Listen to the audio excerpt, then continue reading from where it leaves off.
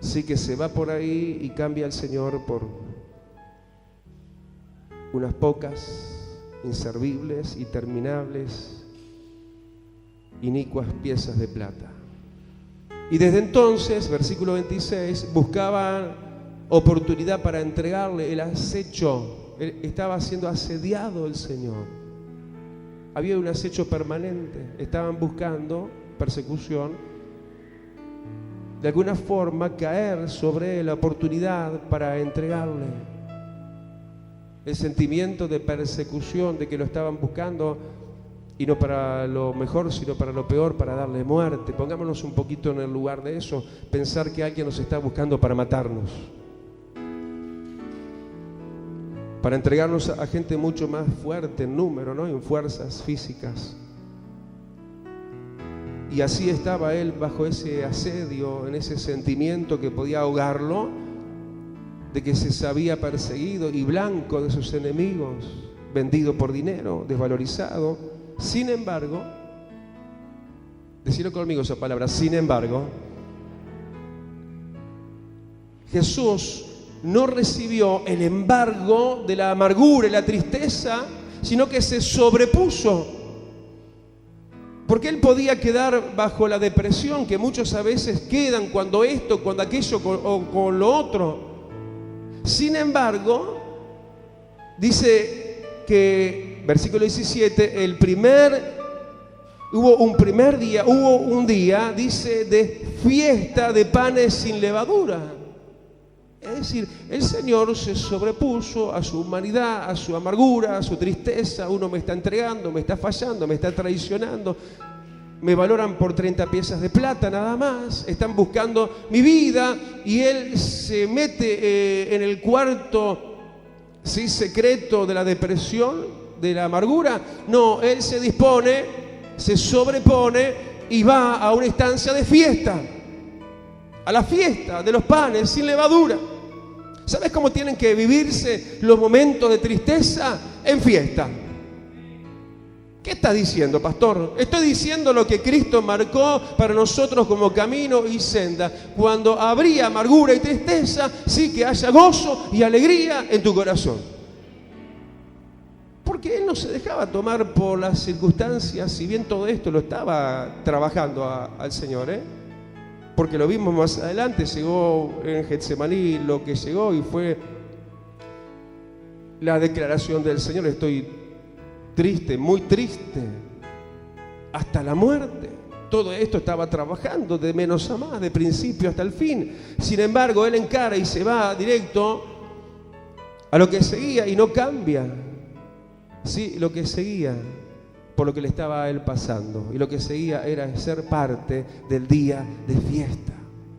Y yo admiro al Señor por cómo se sobrepuso, cómo Él puede cambiar nuestros estados de ánimo y nos entiende cuando estaríamos tristes y amargados y llorosos, pero terminamos alegres y felices, porque esto viene del Señor. Pero este momento el Señor lo viviría con panes sin levadura. Esto está hablando y simbolizando de estar sin vínculo y relación con la levadura del pecado, en santidad. Panes sin levadura.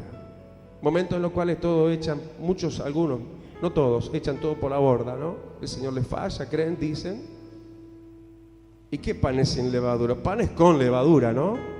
Terminan a veces negando al Señor, despotricando.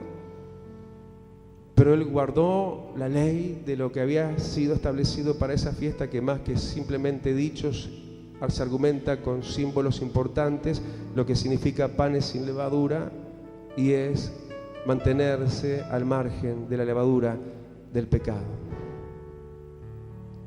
mostrándonos y enseñándonos a nosotros el camino que Él tomó para valorizarlo y decirle: qué fuerte que fuiste, Señor, aunque eras todo un hombre, todo humano también, Porque a veces revestimos al Señor de una divinidad que sí la tenía, pero nos olvidamos de la humanidad que también tenía. Y no nos damos cuenta de que Él era 100% hombre como 100% Dios. Y Él se recalca muchas veces más a sí mismo como el Hijo del Hombre. Y Él habría entonces de celebrar, a pesar de la tristeza, la fiesta de los panes sin levadura. Y sería un momento donde habría de qué, dice el versículo 17 al final, de comer la Pascua. Cristo es nuestra Pascua. Él es el pan del cielo, sin pecado, sin levadura. Que los momentos así difíciles es de quien tenés que alimentarte. Dale el aplauso al maná, al pan de vida que desciende del cielo cuando más triste y más solo y traicionado estés. Era el momento de comer la Pascua.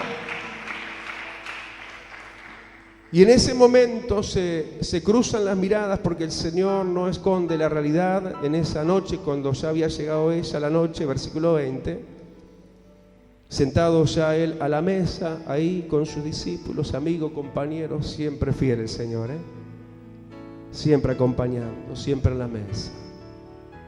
Y aquí yo estoy en la puerta y llamo, si alguno oye la voz y abre la puerta, entraré a Él y cenaré con Él. ¿Cuántas veces estás cenando con Jesús? ¿Cuántas veces tenés esa comunión a solas con el Señor? Era casi un máximo de expresión de intimidad y comunión, la expresión de compartir una cena. Eso era así en la antigüedad. Y a pesar de su tristeza, egoístamente no se puso Él en el centro y que lo atendieran a Él. Él se sentó, Él, sí, con sus discípulos en esa noche a cenar con ellos. Ese es mi Jesús y tu Jesús, que en los momentos más difíciles sí, se reúne alrededor de la mesa de la comunión íntima y personal con Él y de Él con nosotros, sus discípulos. Y te decía, en ese momento se cruzaron las miradas porque mientras comían, versículo 21, dijo el Señor: de cierto os digo que uno de vosotros me va a entregar. Y vamos a ver la actitud de aquellos que no lo entregarían. Los que no lo entregarían, versículo 22, frente a la amenaza de esos fallarle al Señor, el anuncio del Señor: de cierto os digo, uno de ustedes me va a entregar. Frente a la realidad declarada que ellos eran factibles, personas que podían fallarle al Señor, ellos se ponen primero, ¿qué? Tristes. Porque la sola posibilidad de que sea posible que yo te falle, Señor, eso como entristece mi corazón. Somos gente inclinada, ¿sí?, a la posibilidad de fallarle al Señor.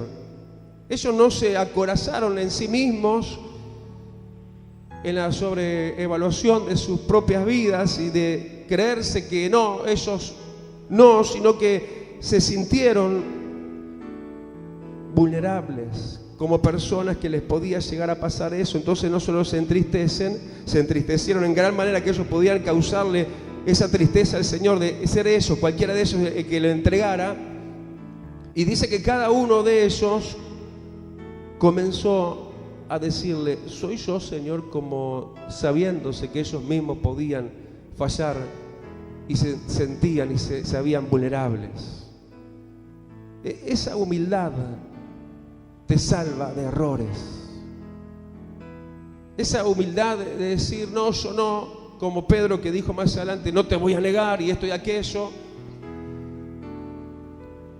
Esa humildad los llevaba a estar guardados y acorazados contra sus propias humanidades y debilidades que podían jugarle en contra, traicionando cualquiera de ellos al Señor. El sentirse débiles y pequeños nos pone, sí, bajo el amparo del Omnipotente. El saber que le podemos fallar al Señor, reconocer debilidades. Se consideraron como tales y le dijeron: soy yo, Señor. Pero vamos a ver las características de aquel que sí le habría de entregar y fallarle. Entonces, ante esa pregunta, Jesús le responde, versículo 23. Entonces él respondió y dijo: el que mete la mano conmigo en el plato, ese me va a entregar. Es decir, el que no tenía respeto Porque estando el Señor de señores a la mesa, ¿quién se atrevía cuando Él se movía a tomar un bocado, a hacer lo mismo en el mismo momento cuando el Señor tiene la primacía siempre? Respeto, reverencia, es lo que va a librarnos de fallarle al Señor. Lo que no tenía Judas, respeto y reverencia. Respetar al Señor. En las costumbres de aquellos días que esto sucediera, que alguien metiera la mano con el Señor en el mismo momento, en el mismo plato. Algo que nos va a ayudar a no fallarle al Señor es que le tengamos sumo respeto y seamos reverentes y temerosos de nuestro Dios. Lo que no tuvo Judas, ese me va a entregar. El que después, mira con qué liviandad, ¿no? Habla de sí, versículo 25, quien habría de sí entregar, de qué manera liviana se relaciona con su Señor, con Jesús. Judas dice en el versículo 25, dice que él dijo: soy yo, maestro, así como soy yo. Nada que ver con la actitud reverente y entristecida y casi en pánico de los demás, de no querer de ninguna manera fallarle al Señor. Aleluya. Pero en toda esta tristeza, como ya se hablaba de un principio, que uno de ellos habría de entregarlo y ahora ya quedaba a las claras quién, y estaba ahí a pesar de quién era Judas, ahí estaba Jesús también, y los demás discípulos. El Señor una vez más se sobrepone. Como decíamos, primero al hablar de que Él encaró el primer día de la fiesta de los panes sin levadura, y tras esta realidad que esto ya se acercaba cada momento más, el ser Él entregado por aquellas pocas piezas de plata, Él igual se consuela y se fortalece en la esperanza venidera, e hilvana con lo profético, y no se queda en el momento nada más, sino mira, sí, no en la ilusión, sino en la fe de lo venidero, y declara lo venidero con toda esperanza, diciendo, versículo 29, y os digo que desde ahora no beberé más de este fruto de la vid hasta aquel día en que lo beba nuevo con vosotros en el reino de mi Padre.